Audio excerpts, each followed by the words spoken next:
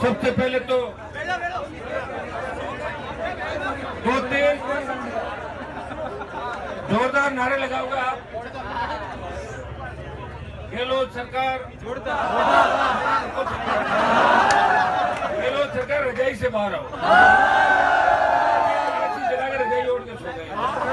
गहलोत सरकार रजाई से राजस्थान में छात्र संघ चुनाव बहाल करो। खाट्रेक्टा जिंदाबाद, खाट्रेक्टा जिंदाबाद। सबसे पहले तो पूरे राजस्थान के अंदर जो राजस्थान का सबसे बड़ा विश्वविद्यालय राजस्थान विश्वविद्यालय, आज मैं जहां उपस्थित हूं आपके बीच में, आज से 24-25 साल पहले इस विश्वविद्यालय का छात्र हुआ करता था और छात्र संघ अध्यक्ष बनके जो लड़ाई राजस्थान के अंदर मेरे छोटे भाइयों के लिए लड़ी, गांव की स्कूल से पढ़ के कॉलेज यूनिवर्सिटी अध्यक्ष तक का सफर, और जब मैं विधायक बना, मुझे अच्छी तरह याद है उस समय भी वसुंधरा तत्कालीन 3 से 8 की वसुंधरा सरकार ने राजस्थान में छात्र संघ के चुनाव बंद करा दिए थे। भाइयों, शपथ ग्रहण के बाद जब पहली बार बोलने का अवसर मिला तो छात्र संघ चुनाव कराने की बात भी करी और बेल में धरना दिया और मुख्यमंत्री हाउस में थे। जब तक खड़े होकर उन्होंने नहीं बोला कि हम चुनाव कराएंगे, तब तक हनुमान बेनीवाल उसी जगह बैठा रहा। और मेरे साथ उस समय तत्कालीन कई कांग्रेस और बीजेपी के विधायक जब मुझे देख रहे थे तो बाद में धीरे धीरे वो भी उठ के आ गए। इस राजस्थान के अंदर सबसे बड़ी दिक्कत ये है कि पहल कौन करे। पहल कोई करे तो उसके पीछे पीछे चलने वाले लोग तो मिल जाते हैं नेताओं को, लेकिन आगे कौन आए। जब तुम्हारे छात्र संघ चुनाव बंद किए, दुर्भाग्य इस बात का है, ये तो मनमर्जी हो गई सरकारों की। हमारे बच्चे 5-5 साल मेहनत करते हैं, ऊपर से लिंगो कमेटी की सिफारिश, चुनाव जीतने के बाद भी जिस तरह का व्यवहार कुलपतियों की तरफ से, कॉलेज के प्राचार्यों की तरफ से किया जाता है, छात्र संघ अध्यक्ष को जो सम्मान मिला करता था, छात्र संघों को जो स्वायत्ता थी, विश्वविद्यालयों को जो स्वायत्ता थी, सरकार ने उस स्वायत्ता को खत्म कर दिया, छात्र संघों को कमजोर कर दिया। और कमजोर करने के पीछे सबसे बड़ा जो कारण है, मैं विधानसभा और लोकसभा के अंदर रहा हूं, एक ही कारण है कि जो दूसरे नेता चुन के आते हैं उनको चिढ़ लगती है कि विश्वविद्यालय की राजनीति से आया विधायक और सांसद बेबाकी से अपनी बात रखता है, वो लड़ने की मादा रखता है, वो सरकार से टकराने की मादा रखता है। जो उनके मन के अंदर एक अलग तरीके की जलन होती है। और दूसरी जलन उन लोगों की होती है जो चुनाव हार जाते हैं और बाद में बड़ी पोस्ट पर पहुंच जाते हैं, जैसे अशोक जी गहलोत यूनिवर्सिटी का चुनाव हारे हुए।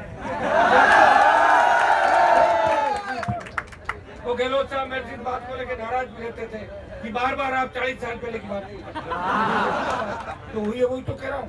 कॉलेज का चुनाव हारे, यूनिवर्सिटी का चुनाव हारे, मुख्यमंत्री बन गए, लेकिन जब किसी विश्वविद्यालय अध्यक्ष का नारा लगता है, नाम पुकारते हैं, तो कहते हैं क्या है छात्र संघ मोदी छात्र। उनको तकलीफ है, सामने का पहाड़ा आप देख रहे हो कमजोर है। भारतीय जनता पार्टी तो एक ही काम में लगी है कि सत्ता कैसे प्राप्त करे। लड़ा भिड़ा के, किसी को धर्म के नाम पे, किसी को जाति के नाम पे, किसी को आरक्षण के नाम पे, दिल्ली से लेकर राजस्थान एक ही काम है, पहले किसानों को परेशान किया। और किसान के मामले में जब मोदी की किरकिरी हुई, भाइयों देश के अंदर भी अगर जवानी के अंदर हर व्यक्ति चाहता है वो जवान रहे, जब उसको ताकत मिले, पावर मिले। मुझे बार बार मौका नहीं मिलता। मेरे पिताजी भी विधायक थे और 8-7 बार हम हमारे परिवार में एमएलए एमपी बन गए। घर के अंदर मेरा छोटा भाई भी आपका आशीर्वाद से विधायक महाराजा कॉलेज का स्टूडेंट था। लेकिन मंत्री पद आसपास घूमते रहे, उनको मैं छोड़ता रहा। और दिल्ली जाने के बाद जब मौका आया कि मुझे मंत्री बनाया जा रहा था कि अपनी पार्टी का विलय करो, मैंने मना कर दिया। और दूसरा जब किसान आंदोलन था, इस NH 8 को जाम करने की बात आई, तो हरियाणा, उत्तर प्रदेश और देश के तमाम किसान नेताओं ने कहा कि हनुमान जी, आप अगर मोदी का साथ छोड़ दो तो किसान कौम की जीत हो सकती है। हमें बड़ी उम्मीद है और आपकी स्टाइल हमने लड़ते हुए देखी है कि आप मन से राजनीति करते हो, दिल से करते हो, दिमाग से नहीं करते। तो मैंने कहा मेरे सत्ता छोड़ने से क्या हो जाएगा? बोले किसानों की जीत होगी। मैंने कहा हनुमान बेनीवाल के सत्ता छोड़ने से और मोदी का साथ छोड़ने से अगर किसान कौम की जीत होती है तो मैं 100 बार सत्ता को ठोकर मारूंगा।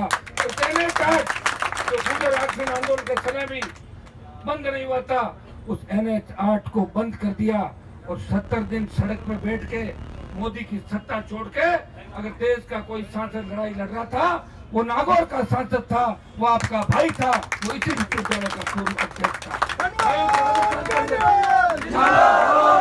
जब वसुंधरा गहलोत के गठबंधन में राजस्थान में चाहे अपराध बढ़े, राजस्थान में चाहे पेपर लीक की घटनाएं हुई, चाहे RPSC में यहाँ पे रेड हुई, चाहे RPSC का पूर्व चेयरमैन वसुंधरा के समय जब उसको गिरफ्तार कराने की बात थी, इस विधानसभा के अंदर जवान, किसान, भ्रष्टाचारियों के खिलाफ, उन हार्डकोर अपराधियों के खिलाफ जिनके नाम से नेता उनका नाम लेने से डर जाते थे, अगर उनके खिलाफ सड़क पर किसी ने लड़ाई लड़ी, विधानसभा में लड़ी और लोकसभा के अंदर अगर ये बात कही कि इन डाकुओं का एनकाउंटर होना चाहिए, वो नागौर का सांसद है जिसने आम आदमी की इज्जत, मान और सम्मान को बढ़ाया और राजस्थान के सम्मान को देश के अंदर बढ़ाने का काम किया।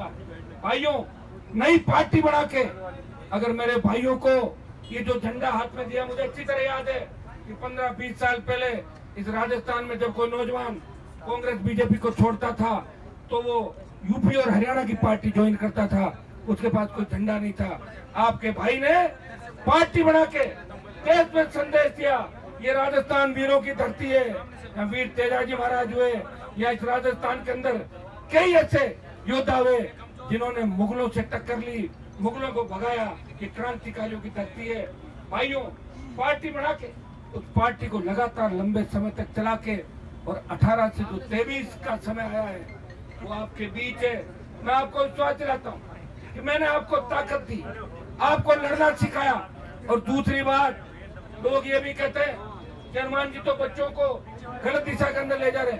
मैं वो विश्वविद्यालय का पूर्व अध्यक्ष हूँ जिसके पास 1 इंच जमीन जयपुर के अंदर नहीं है, कभी किसी जमीन पर कब्जा नहीं किया, कभी किसी का दिल नहीं दुखाया और कभी अन्याय नहीं किया।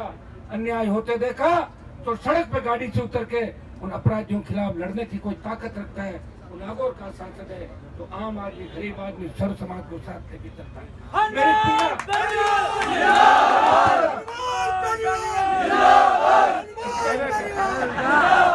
मेरी पीड़ा इसी बात की कि मेरे समय में भी मुझे उस दिन याद आ गया जब 1998 के अंदर शासन के चुनाव बंद करने के लिए सरकार ने फरमान जारी किया। उस समय मेरे सामने जो चुनाव हारे थे, 2nd, 3rd, 4th, 5th number के नेता सारे मेरे कार्यालय के अंदर आए और उन्होंने बोला कि भाई साहब, आप तो अध्यक्ष बन गए और अध्यक्ष बन के निकल जाओगे, लेकिन ये चुनाव बंद हो जाएंगे। मैंने कहा आप निश्चिंत रहो, हनुमान बेनीवाल चुनाव बंद नहीं होने देगा।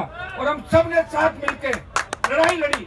उसी का परिणाम था कि 98 के अंदर 3 महीने बाद चुनाव हुए, लेकिन 98 दिसंबर के अंदर राजस्थान के अंदर चुनाव करवाए। मुझे आज ये कहते हुए शर्म महसूस हो रही है कि राजस्थान के अंदर हमारे किसान के बेटे वो चुन के आए हुए, जो कोई अध्यक्ष के पद पे बैठा है, कोई जनरल सेक्रेटरी के पद पे बैठा है, क्या उनकी ड्यूटी नहीं बनती कि चुनाव कराएं, किसी दूसरे भाई को मौका मिले? ये सोच उन लोगों की होनी चाहिए। दुर्भाग्य है कि लोग क्या करते हैं कि खुद का काम निकला और अपना जाके आगे और पीछे वाले को छोड़ दो, इसलिए हम पीछे। आज आपके कितने विधायक है राजस्थान के अंदर, आप बताएं। जाट, गुजर, मीणा, मेघवाल मिलाओ, जिनकी मैं बात करता हूँ यादव, ये 100-125 MLA है आपके राजस्थान के अंदर। ये सो रहे हैं सारे एक सारे। अगर एक मार्च करें अशोक गहलोत से मिलेंगे, गहलोत जी हम मिलने आ रहे हैं, चाय पे चुनाव कराओ, 1 मिनट के अंदर चुनाव हो सकता है। लेकिन मैं आपको कहना चाहता हूँ कि मैं जब तक ये भावना नहीं रखूंगा कि मैं मेरे साथ मेरे भाइयों को जोड़ के चलूंगा, तब तक बड़ा आदमी वही बनता है तो बहुत लोगों को साथ लेके चलता है। एक अकेला व्यक्ति क्या कर सकता, मुझे बताओ, कुछ नहीं कर सकता। एक अकेला एक MLA बन सकता है, MP बन सकता है, तो एक MP को कौन पूछता। मैं दिल्ली में हूँ ना, अभी मेरी स्थिति दिल्ली में बताऊँ क्या है, NDA में जाना नहीं चाहता, और दूसरा जो राहुल और इन लोगों ने बनाया उसमें भी नहीं जाना चाहता, अकेला खड़ा हूँ। आप पता करो ना कौन चीज। मेरे जैसे 50-60 सांसद और भी है 543 के अंदर, जो ने तो NDA के अंदर है, और दूसरा जो तथाकथित संगठन है उसके अंदर भी नहीं, दोनों में नहीं। हम हमारी लड़ाई लड़ रहे हैं और हमें पूरा विश्वास है कि भाइयों जो लड़ाई आज तक हाथ में ली है, समय जरूर लगा है, सरकारें झुकी।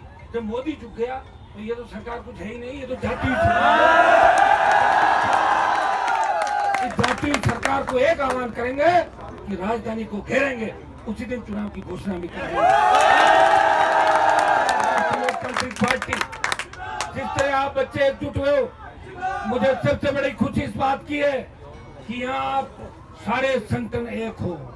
मुझे इस बात की खुशी है जब मुझसे मिलने रात से आज से या 5 दिन से बच्चे आ रहे हैं, हमारी जो छोटी बहनें आ रही है, उन सब की एक ही डिमांड है कि पहले चुनाव होना चाहिए। जो करीब छात्र साथ नहीं बैठते, छात्र नेता वो टकराते आपस में, ये जीतेगा मेरे सामने लड़ेगा। लेकिन मैं आपको बधाई दूंगा, धन्यवाद दूंगा कि सारे बच्चे पूरी ताकत से आप लड़ाई लड़ रहे हो। और मैं आपको इस बात का भी धन्यवाद दूंगा कि लंबी लड़ाई लड़ी 7 दिन के अंदर, कानून हाथ में नहीं लिया, और पुलिस ने जिस तरह लाठियां बरसाई है, पुलिस ने जिस तरह कैंपस में आपकी ID चेक करी है, मैं इतना ही विश्वास आपको दिलाता हूँ, आप एक ही काम करें। जो भी पुलिस वाला आपको परेशान करे, जो भी अधिकारी परेशान करे, उसका नाम और नंबर लिख ले।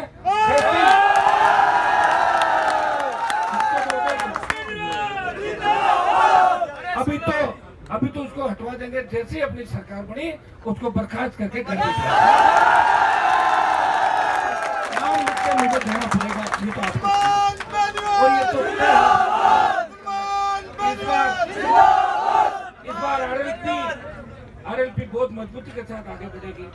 जिस तरह नौजवानों ने करवट लिए, जिस तरह राजस्थान विश्वविद्यालय के मुख्य द्वार पे आप लोगों ने हुंकार भरी है, जिस तरह आपने सरकार को ललकारा है, जिस तरह हमारी बेटियों छोटी बहनों ने सरकार को ललकारा है। मैं 2 साल पहले 3 साल पहले देख रहा था कि किस तरह हमारी बेटियां पुलिस से जूझ रही थी यहाँ सामने कैंपस के अंदर मुख्य द्वार पर। और आज ये दुर्भाग्य है कि विश्वविद्यालय के मुख्य द्वार पर धरना देने से पहले आपको अनुमति लेनी पड़ती है। मैं कुलपति को कहना चाहता हूँ कि तेरा दिमाग खराब हो गया, फालतू के अंदर कुलपति हट जाएगा और कहीं सब्जी लेता घूमेगा तो ये वो लोग याद रखेंगे, और कहीं कहीं कुलपति जी आपकी बेइज्जती करेंगे बाद। इस बात का भी आप ध्यान रखें, और नहीं मानो तो 20 साल पहले मेरे वाला युग देख लेना कि कुलपति की क्या हालत हुई थी। मैं ये नहीं कहता कि गुरुओं का अपमान करो, सम्मान करो, लेकिन गुरु के सम्मान का मतलब नहीं गुरु हिटलर बन जाए, वो भी नहीं। विश्वविद्यालय के कैंपस के अंदर अगर कुलपति के बराबर किसी का स्थान है, वो राजस्थान विश्वविद्यालय छात्र संघ अध्यक्ष का स्थान है। किसी कॉलेज के अंदर अगर प्रिंसिपल के बराबर स्थान है, उस कॉलेज के अध्यक्ष का स्थान है। वो लोकतांत्रिक व्यवस्था की पहली सीढ़ी है, जिसे देश और प्रदेश को बहुत से छात्र संघ अध्यक्षों ने इस देश और प्रदेश के अंदर बड़ा राजनीतिक नेतृत्व किया, देश में नेतृत्व किया, प्रदेश में नेतृत्व किया। ये आपका भाई जो नई पार्टी बना के इन किसान, कौम, दलित, SC, ST, OBC की लड़ाई लड़ रहा है, वो शोषित पीड़ित की लड़ाई लड़ रहा है, वो इस विश्वविद्यालय का छात्र संघ अध्यक्ष था, वो किसान का बेटा है और वो लड़ाई लड़ रहा है, वो भी इसी विश्वविद्यालय की उपज है। समय लग सकता है। एक ही संदेश आपको दूंगा, होता क्या है, यहाँ सबसे बड़ी बीमारी एक ही है कि चुनाव जीते उससे पहले तो सबके पैर छू लो जाके, और जैसे ही जीतते हैं तब पॉलिटिकल पापा दूसरे थोड़ा सा ध्यान रखना चाहिए। हम ये नहीं कह रहे कोई व्यक्ति अगर एबीपी से जीता वो बीजेपी में राजनीति करेगा, अच्छी बात है। कोई एनएचयू से जीता है कांग्रेस में राजनीति करो। अरे चाय पे तो मुझे बुला लो, कभी यूनिवर्सिटी आज ही रात को काम पड़ेगा, सड़क पे लाठी बजेगी तो कांग्रेस पे भी पड़ा तो फोन बंद होगा, मैं तो खुद आ जाऊंगा लाठी लगे। और जो निर्दलीय जीतते हैं भाई, उन निर्दलीयों का तो दायित्व है कि वो तो तीसरे मोर्चे की बात करें। आप जो जिता रहे हैं उनका ध्यान नहीं रखो, और जो दूसरों का प्रचार कर रहे हैं उनके लिए नारे लगाओ। ये कौन सा सिस्टम है मेरे भाई, ये तो बताओ। निर्दलीय हम भी जीते थे, निर्दलीय हम भी जीते थे। मैं किसी संगठन की बुराई इसलिए नहीं कर रहा हूँ कि देखिए मैं निर्दलीय अध्यक्ष बना और ज्यादातर इस विश्वविद्यालय के अंदर एक फिर परिपाटी बनी, वो निर्दलीय अध्यक्ष बने। और चूंकि अब हमने तो ये भी मांग करी कि पॉलिटिकल पार्टियों का इंटरफेरेंस कैंपस में नहीं होना चाहिए। राजनीतिक पार्टियां फिर बच्चों का शोषण करती है, वो अपने हिसाब से डालती है, ये बयान दो, ये मत दो, ये धरना दो, यहाँ मत दो, उनका मन माफी जो वोट बैंक बढ़ता है वही उपयोग लेती है। तो हमने ये मांग करी थी कि राजनीतिक दखल अंदाजी बंद होनी चाहिए। मैं आपको धन्यवाद दूंगा बच्चों को कि मजबूती से आप लड़ रहे हो, और आप जब लड़ रहे हो और आपसे 3 किलोमीटर दूर में बैठा हूँ, मैं बर्दाश्त नहीं कर सकता। मैं आपको लड़ते हुए देख के मेरे उन भाइयों को, उन बच्चों को, जब मेरे पर छोटवाड़ा के अंदर हमला हुआ था तब इस 2015-16 के अंदर इस पुलिस से अगर कोई राजस्थान में भिड़ा, वो राजस्थान विश्वविद्यालय एक रुको कोई बात कर उसमें उस समय छात्रों ने ही देखा था कि एनएसयूआई का छात्र है कौन से संगठन का, वो तमाम छात्र नेता थे जिनमें कई विधायक भी बन गए और कई विधायक बनने की दौड़ में। उस समय आपने संगठनों को बुला के एक ही बात करी थी कि हनुमान जी हमारे लिए लड़ते हैं, हमारे भाई साहब पे हमला हुआ है और हम उनके लिए लड़ेंगे। वो संदेश आपने राजस्थान में दिया, उस संदेश का परिणाम ये हुआ कुछ छात्र चोटिल हो गए थे, घायल हो गए थे, मुकदमे वो भी जो भी लगे मेरे साथ मुकदमे वापिस हो गए थे, अगर नहीं हुए तो हो जाएंगे, आप पता करना। जो बच्चे चोटिल हुए, ये देखिए ये मेरे लिए जो लड़े हूँ व्यक्तिगत में, मैं ऐसा व्यक्ति हूँ कि कोई मेरे पे बच्चा अगर कोई जैसे ये मेरे लिए संघर्ष कोई लड़का कर रहा है और मैं उसको छोड़ के भाग जाऊँ, ऐसा नेता नहीं। मेरे लिए लड़ने वाले उन तमाम बच्चों को कहीं न कहीं मैं मदद करता रहता हूँ समय से। देखिए एक साथ जब आदमी पार्टी बना के चलता है तो हर आदमी की मदद नहीं कर सकता, लेकिन कहीं न कहीं जीवन में मौका लगता है। मैं ऐसा व्यक्ति हूँ कि ऋण उतारने का प्रयास करता हूँ, अपने ऊपर ऋण किसी का नहीं रखता। ये अनुमान देने वाला है।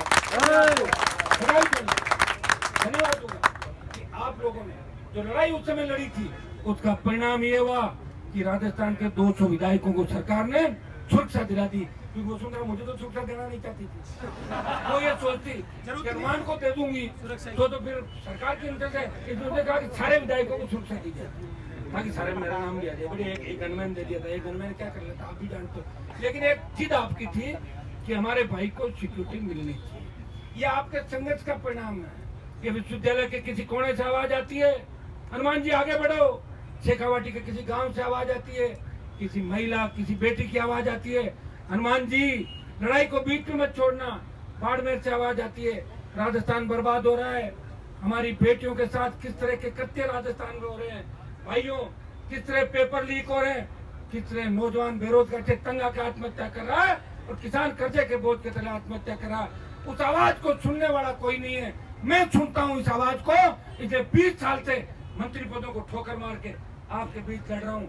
मैं आपको तकलीफ करने नहीं देख सकता, इसलिए आज आपके बीच घोषणा करने के लिए आया हूँ कि भाइयों राष्ट्रीय लोकतांत्रिक पार्टी पूरी ताकत के साथ शासन चुनाव करने को लेके इस राजस्थान में राजस्थान सरकार की ईंट से ईंट बजा देगी।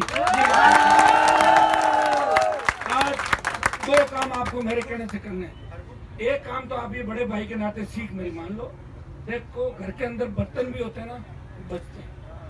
सगे भाई भी छोटी मोटी बात को लेते हैं, मम्मी पापा किसी को छोटा सा चॉकलेट दे दे, कुछ और जगह मेरा नहीं, मेरे को कम दे, ये होता रहता है। लेकिन तुम सबका एक ही मकसद होना चाहिए कि चुनाव हो।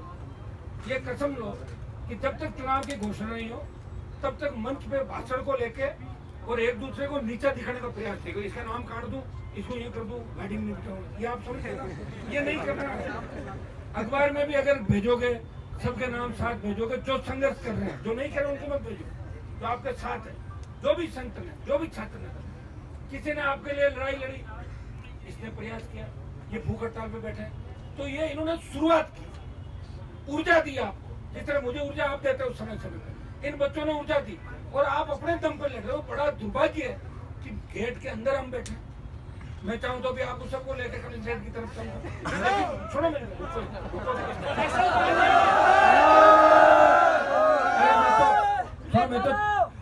मैं तो तुम्हें शिक्षा वाले के अंदर घुसा दूंगा सबको, चिंता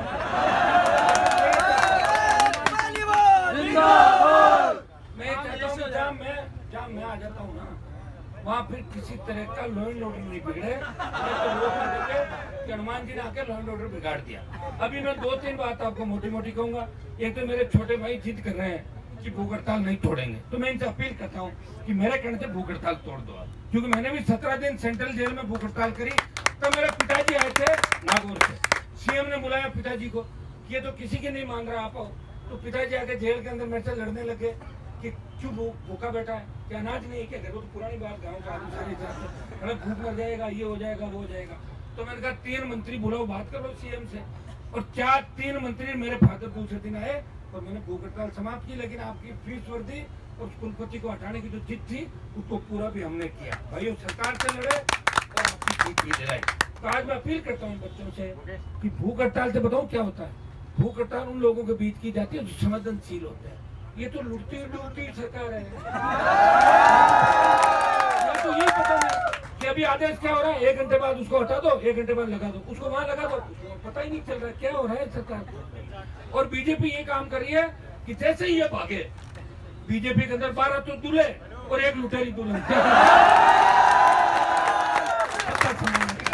अब आप बताएं, और इधर मैं अकेला लड़ रहा हूँ, तुम मेरे साथ तो हो नहीं। अब क्या, वैसे तुम चिंता मत करना, कोई कुछ भी कहे। इस राजस्थान को मैंने एक नापा इलाका, थोड़ा सा ये इलाका अपना ये ना गुजर मीनाओं का इलाका, इसमें अगर ढंग से 1-2 नेता साथ आ जाए ना मेरे बड़े बड़े, तो सीटें जाएगी 125 तुम्हारी। तो बच्चे बैठे हैं, अगर ये बच्चे साथ आ जाए तो भी 70 के करीब आ जाओगे तुम लोग। चिंता मत करो।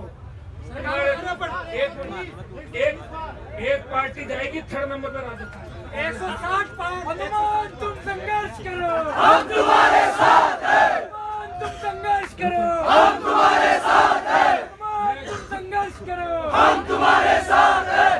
मैं ये आपको कहना चाहूंगा कि भगत सिंह अगर ये सोच लेते, लोगों ने कहा था कि आप ये मत करो, वो मत करो, फांसी हो जाएगी, तो उन्होंने कहा फांसी हो जाएगी उससे मुझे गम नहीं, मेरी भारत माता गुलामी की बेड़ों से मुक्त हो जाएगी।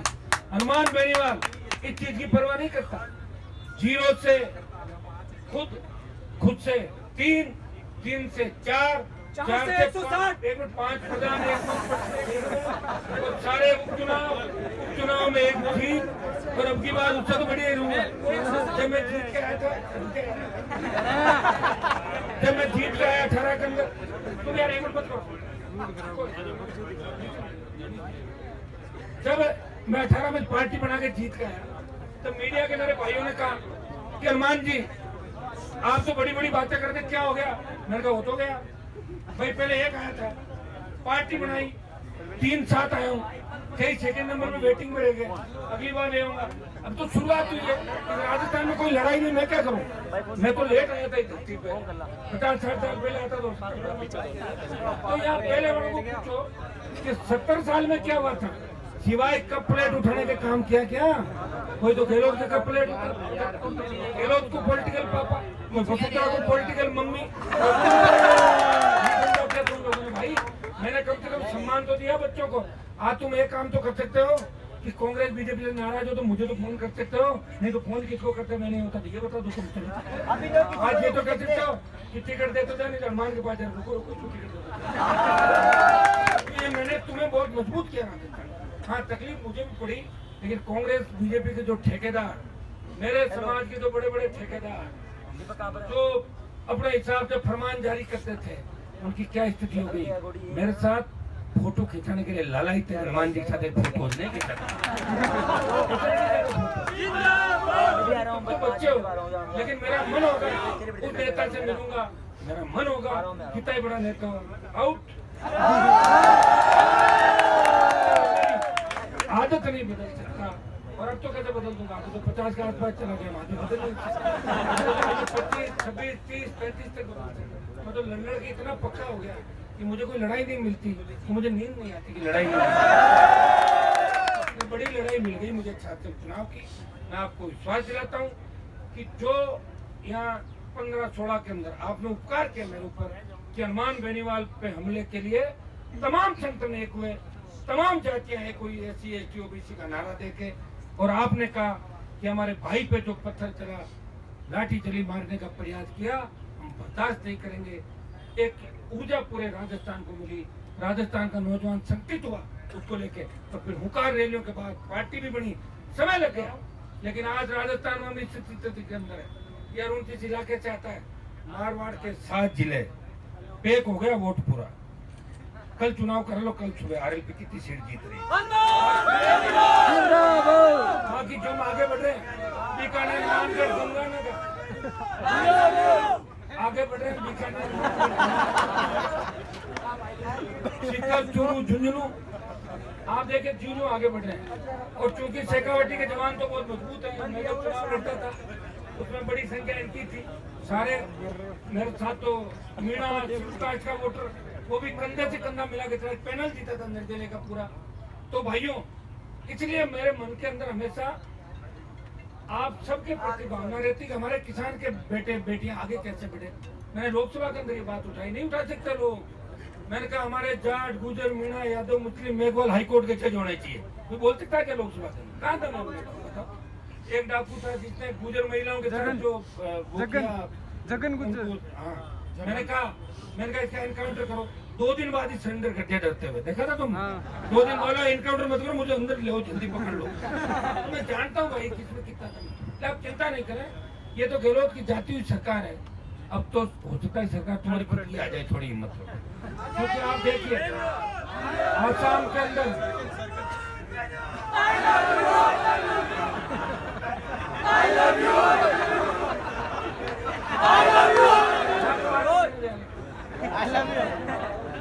ज्यादा करो भाग जाऊं मैं ये कह रहा था कि आसाम के अंदर जो आंदोलन, एक बार प्रफुल्ल कुमार मोहन तो आसाम के मुख्यमंत्री बने। मैं तुम्हें तुम्हारी ताकत याद दिलाता हूँ, जवान के अंदर कितनी ताकत है। भगत सिंह ने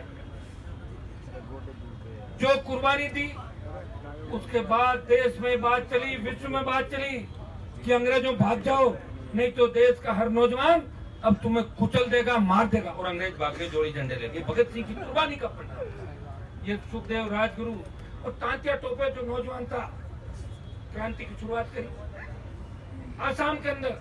उस समय जो नौजवानों ने आंदोलन किया, और मुख्यमंत्री से लेकर सारे मंत्री और शायद आधे MLA तो कुंवारे बन गए थे आसाम में। छात्रों का आंदोलन था बड़ा।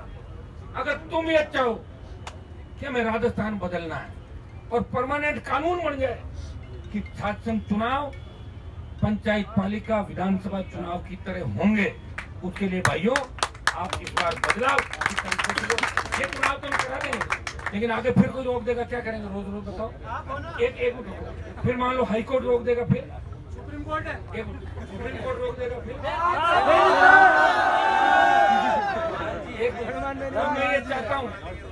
मैं चाहता हूँ सरकार ये नियम बना दे परमानेंट कि छात्र संघ के चुनाव होने चाहिए। ये तो इनकी मनमर्जी है। मैंने कुलपतियों की ये हालत देखी। एक पहले कुलपति था जो शिक्षा मंत्री का सब्जी ले जाता था 4-5 साल। मैंने उठाया विधानसभा मुझसे मामला, तो बोले गुरुओं का अपमान कर दिया। मैंने कहा अपमान की बात थोड़ी है, तो काली चरण के सब्जी लेके जाता था। काली चरण साहब सब्जी कौन सी खाते? ये हालत हो गई। इनको ठीक कौन करेगा? हमें करना पड़ेगा। हमें किसको करना पड़ेगा? जो कैंपस से निकला है, जो कैंपस को जानता ही नहीं। अब किसी आदमी को इस तरह में पढ़ाई नहीं और MLA MP बन जाए, वो आगे से निकलेगा, पता क्या कहता है? ये दरवाजा किसका है? ये तो विश्वविद्यालय, ये क्या होता है? हम इससे निकले, हमें पता है। हमने हॉस्टल की जिंदगी भी जी, कॉलेज, यूनिवर्सिटी, मुझे पता है बच्चों की उम्र होती है। अब तुम्हारी भी ज्यादातर शादियां जब हो जाएगी तुम जब बाप बन जाओगे सुनो मेरी बात, तब तुम्हारी जिंदगी और होगी, तब चिंता दूसरी होगी। अभी ये होता है, बच्चों का नटखट होते हैं, छोटा मोटा कर भी लेते हैं, कुछ बदमाशी भी कर लेते हैं, बदमाशी, लेकिन बड़ी बदमाशी के लिए हम कभी नहीं करते बच्चों को। आपने देखा होगा, आप तो अब हर चीज नोट करते हो सोशल साइट पे भी कि कौन व्यक्ति हर व्यक्ति के लिए लड़ रहा है, कौन निस्वार्थ किसके लिए लड़ रहा है। अगर ट्राइबल की कहीं बात आती है तो देश की लोकसभा के अंदर अगर ट्राइबल के भाइयों को न्याय दिलाने की बात करता है मान बेनीवाल, वो कहता है कि मानगढ़ के अंदर बेणेश्वर प्रधानमंत्री जी आप जाते हो, क्या दिया आपने? राष्ट्रीय स्मारक घोषित करते। देवनारायण जी भगवान के जाते हो अर्चित के अंदर, क्या दिया प्रधानमंत्री जी? खाली भाषण दे के आगे।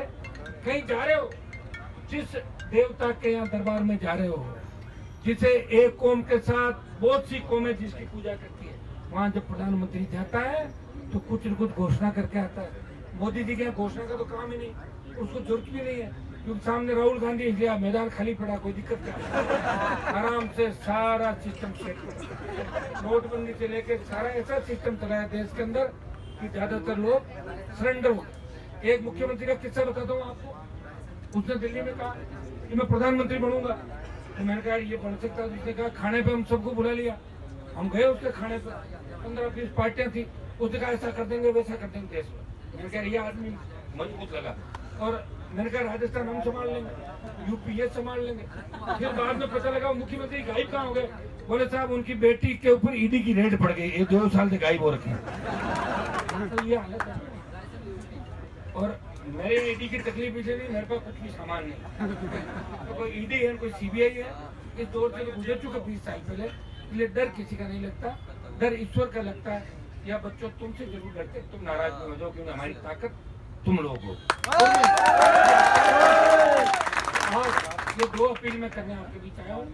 एक तो आप लोगों का डेलीगेशन आज सरकार से मिलने के लिए जाएगा, उसमें नाम तय तुम करोगे, इसमें मैं पंचायती में नहीं करूँगा, बिल्कुल तुम नाम तय करो। 10-15 कम से कम, ऐसे नहीं सोचने जाओगे बात नहीं कर पाओगे। 10-15-20 का जो भी डेलीगेशन हो, जिसमें कुछ हमारी छात्राएं भी हो, छात्र हो, ये डेलीगेशन सरकार से बात करेगा।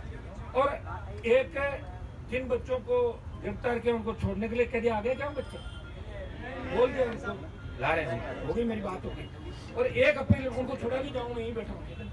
एक मेरी बात ये कि मैं भूख हड़ताल पे तुम बैठे हो आमरण अनशन पे, तो ये मेरे कहने से प्लीज तोड़ लो, तोड़ लोगे ना? तोड़ लेंगे, तोड़ लेंगे। ठीक, इससे क्या तुम्हारा स्वास्थ्य भी ठीक रहेगा और मुझे भी नींद आराम से आएगी। तुम्हारे चक्कर में मैं भी खाना खा के नहीं आया, मैं पहले भूख हड़ताल तोड़ने के बाद ही, तो मैं आपके हाथों से हो जाएगा। और दूसरा कौन तोड़ेगा? मोदी तो आएगा नहीं, गलत आएगा, मुझे आना पड़ा भाई। मैं आपको जिनको जूस पिलाऊंगा और जो शांति से बैठ रहेंगे उनको भी एक गिलास पिला दूंगा। भूख हड़ताल समाप्त करने के बाद अपने स्वास्थ्य भूख हड़ताल समाप्त ये तोड़ने के बाद आप लोग अपने स्वास्थ्य का भी ध्यान रखोगे, एक साथ ज्यादा खाना भी ध्यान रखेंगे, मेहनत दिक्कत होगी थोड़ी सी, तो धीरे धीरे 2 दिन इसको स्पीड से और रफ्तार पकड़वानी। और अभी हमारी 3 जो प्रमुख मांगे सरकार से एक वार्ता आपकी होगी, उसके बाद आप लोग बैठ के एक अपनी संघर्ष समिति आप लोग बनाओगे पूरे राजस्थान की। अरुण भी आया हुआ जोधपुर से, एक बार सब जगह उदयपुर बीकानेर फोनों पर बात करके आजकल में आपकी संघर्ष समिति बन जाए, जो संघर्ष समिति मेरे से भी बात करेगी। और मैं उन तमाम विश्वविद्यालय के पूर्व छात्र नेता से, चाहे कोई कांग्रेस का विधायक है, चाहे बीजेपी का विधायक है, चाहे वो आरएलपी का, उन सब से मैं भी बात करने का प्रयास करूंगा जिन दिन से मेरी बात होती है। और मैं उनसे अपील भी करूंगा कि अब आप वो लंबे भाषण दे रहे थे, अब आप जागो, अपने सोए हुए जमीर को जगाओ और इन बच्चों को न्याय दिलाओ। छात्र संघ के चुनाव राजस्थान के अंदर कराओ। राष्ट्रीय लोकतांत्रिक पार्टी छात्र संघ चुनाव के लिए सारे हमारे नौजवानों को साथ लेके इस राजधानी का घेराव भी हम करेंगे। हम दिन पर दिन किस तरह आंदोलन हमारा होगा इसकी घोषणा रात को सुबह बैठ के आप लोग करोगे। उससे पहले आमरण अनशन समाप्त करवाने बच्चे यहाँ आ रहे हैं और तुम्हारा डेलीगेशन सरकार से वार्ता के लिए जाएगा छात्र नेताओं का। वो तुम आपस में छान लेना, कहीं गाड़ी के अंदर नहीं करो, वो आया कि नहीं, ये नहीं आया, वो नहीं किया। और आप सब ने मुझे याद किया, इसके लिए धन्यवाद। और मैं इस लड़ाई को अंतिम दौर पे ले जाऊंगा और आपकी जीत कराऊंगा, इतना विश्वास मैं आपको दिलाता हूँ।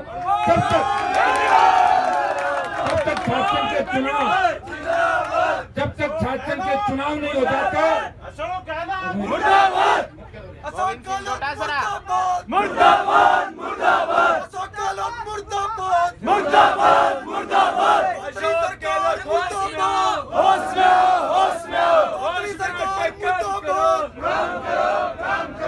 सरकार शर्म करो। जब तक शासन के चुनाव हो नहीं जाते, मैं आपके साथ मजबूती के साथ खड़ा हूँ। मेरी पूरी पार्टी खड़ी है और मैं तमाम पार्टियों के, मेरे भाइयों से अपील भी करूंगा, दूसरी पार्टियों के, कि इस मामले में राजनीति से ऊपर उठ के हमें छात्रों की जो मांग है, ये हमारी लोकतंत्र की पहली सीढ़ी है। किस तरह बच्चों ने मेहनत की 5-5, 7-7 साल, और ये कौन सा धनबल बाहुबल की बात करते हैं, बच्चों के पास पैसे कहाँ से आते हैं हम जानते हैं। कोई 1 रुपया नहीं देता बाजार के अंदर, हम तो इस परिस्थितियों से गुजरे। और मैं विश्वास आपको ये भी दिलाता हूँ कि मैं सरकार के आसपास आ गया तो लिंगदो विंगदो की जो कमेटी है इनको हटा देंगे, भगा देंगे। और फेरू की भांति अगर कोई एक बार चुनाव हार जाए 150 वोट से, अगली बार मौका मिला भाई, उसके तो मन में ही रह जाती है, तो कैसे लड़ेगा? तो अगर हम भी उस समय लिंगदो होती तो मैं अध्यक्ष कैसे बनता? पहली बार मैं भी हार गया था, लिंगदो नहीं थी इसलिए तो अध्यक्ष बन गया था। लिंगदो कमेटी हटे, कैंपस में सुख शांति रहे, ये भी सही कि कैंपस में, लेकिन वो कैंपस दूसरे हैं जिनकी तुलना आप राजस्थान से कर रहे हो। ऐसे तो गृह मंत्री जी, आप मुख्यमंत्री जी, आप होम मिनिस्टर हो, आपके जोधपुर यूनिवर्सिटी के कैंपस में क्या भूल गए क्या? जोधपुर यूनिवर्सिटी के जोधपुर यूनिवर्सिटी के कैंपस के अंदर जो घटना हुई, हमारी एक बालिका के साथ जिस तरह की दरिंदगी जोधपुर कैंपस में हुई, तो लिंगदो कमेटी के बाहर क्या नहीं हो रही की घटना? वो तो कोई मुख्यमंत्री वहां से आते हैं, गृह मंत्री वहां से आते हैं, क्या रोक लिया क्या आपने? अब लोगों की मानसिकता कैसे ठीक हो, लोग सही दिशा में कैसे चले, लोगों का भरोसा सरकार पे कैसे हो? अब लोगों का भरोसा सरकार से उठ गया, लोगों का भरोसा विपक्ष से उठ गया। अब तो बीजेपी कांग्रेस के नेता देखते हैं कि पहला ट्वीट किसका है, उसके बाद हम करेंगे, इस तैयारी में रहते हैं। तो फिर कहां से सही सोच होगी बताइए मुझे। मैं आपको विश्वास दिलाता हूँ, बिना राजनीतिक माइलेज के लिए, बिना पॉलिटिकल माइलेज के लिए मेरा कोई खुद का आरएलपी का मैंने संगठन खड़ा नहीं किया। मैं जब पार्टी बना सकता हूँ तो 5 साल पहले संगठन खड़ा करते, मुझे कौन रोक रहा है? एक चिट्ठी तो निकालनी है कि भैया चुनाव लड़ेंगे, हम बच्चे लड़ लेते। लेकिन मैं चाहता था कि बच्चों में पहले से इतने ज्यादा ग्रुप बन रखे हैं, तो मैंने उसको मैदान में पार्टी को नहीं उतारा अभी तक, और आपको पूछे बिना उतारूंगा भी नहीं। आप समझ रहे हो ना, क्यों मैंने पार्टी आपके लिए बनाई है। मैं चाहता हूं कि ज्यादा से ज्यादा आप लोग, मजबूत लोग, कैसे विधानसभा लोकसभा के अंदर आओ, कैसे लड़ने वाले लोग सत्ता के नजदीक आए, ताकि हमारे उस गांव ढाणी और उस पीड़ित व्यक्ति को जो टकटकी लगा के सरकार की तरफ देखते, आज ओलावृष्टि हो जाती है, कहीं बाढ़ आ जाती है, किसान डिमांड करता है सरकार हमारी तरफ ध्यान दो, कोई नहीं देता भाई जब तक आपके नेता मजबूत नहीं हो। और जिन जातियों के नेता मजबूत नहीं है, जिन जातियों के विधायक एमपी नहीं है, उनकी संख्या बहुत है, उनको कोई नहीं पूछता। ये सारा सिस्टम, ये सोशल मीडिया का जो युग है, इसका उपयोग भी है, दुरुपयोग भी है। अपना उपयोग की तरफ देखना है, दुरुपयोग की तरफ ध्यान ही मत दो। हर सिक्के के 2 पहलू होते हैं। उपयोग ये है कि हम एक दूसरे के नजदीक आए, रात को पोस्ट डाली कि मैं आ रहा हूँ, देखिए आप हजारों की तादाद के अंदर यहाँ आ गए। ये सोशल मीडिया नहीं होता तो दोस्तों को फोन नहीं कर पाते आप लोग, तो ये उपयोग है। एक आह्वान करते ही अपने आप लोग चल पड़ते हो। हमें सही दिशा में चलना है, हमें निकम्मी राजस्थान की सरकार को झुकाना है। मैं विश्वास दिलाता हूँ इस बार छात्रों की जीत करेंगे, शासन चुनाव भी करेंगे, उसके बाद चुनाव के अंदर जो नई सरकार आएगी उसमें एक ऐसा कानून ही बनवा देंगे कि शासन चुनाव अपना नियत तिथि हो, वो रुके नहीं, ताकि हाईकोर्ट के अंदर भी मैं हार नहीं देगी। सरकार क्या करती है, कई बार अपने ऊपर सरकार नहीं लेती, वो कोर्ट से रोक लगवा देती पिछले दरवाजे से, और फिर हम क्या करें, कोर्ट चले गए। तो वो भी नहीं होना चाहिए, वो भी नहीं होना। एक पुलिस की परेशानी की जो बात करी है, आज ही कमिश्नर से मैं पूरी बात करूंगा, आज मैं मिलूंगा व्यक्तिगत रूप से कि पुलिस कैंपस के अंदर बिना फालतू एंट्री नहीं करे। मुझे ये भी बताया था कि पुलिस के कुछ वैन, कुछ जो ये लड़के हैं गर्ल्स हॉस्टल के आसपास दिखते हैं, मेरी बात सुनो, अगर ऐसी कोई दोबारा हरकत हुई इसे बर्दाश्त नहीं करेंगे। फिर चाहे लॉ एंड ऑर्डर बिगड़े नहीं बिगड़े उसकी परवाह हम लोग नहीं करेंगे। कमिश्नर को साफ साफ हम ये बता देंगे कि पुलिस बिना वजह कैंपस में नहीं घूमे, पुलिस से बाहर सड़कें तो रखवाली हो ही नहीं रही है, कैंपस में क्या करेगी पुलिस? मुझे बताओ। थानों का ध्यान रखें, कम से कम एक काम करें, थाने में कोई दारू पी के सीए नहीं पड़ा रहे, ये भी जाना चाहिए। उसका प्रदेश देश का वीडियो सुन रहा था, वो कह रहा था कुछ अभी 2-3 दिन पहले, पुलिस के लिए हमको पुलिस के खिलाफ नहीं, पुलिस में अच्छे लोग भी, लेकिन इसका मतलब ये नहीं लोकतंत्र है भाई, ये कोई अफगानिस्तान थोड़ी है, यहाँ पे ये हिंदुस्तान है, ये पाकिस्तान नहीं है, ये हिंदुस्तान है। लोकतंत्र के अंदर चुनी हुई सरकारों की चलती है, बाकी सब राजकीय कहलाते हैं, राजकीय कार्मिक जन सेवक, मतलब जनता के सेवक।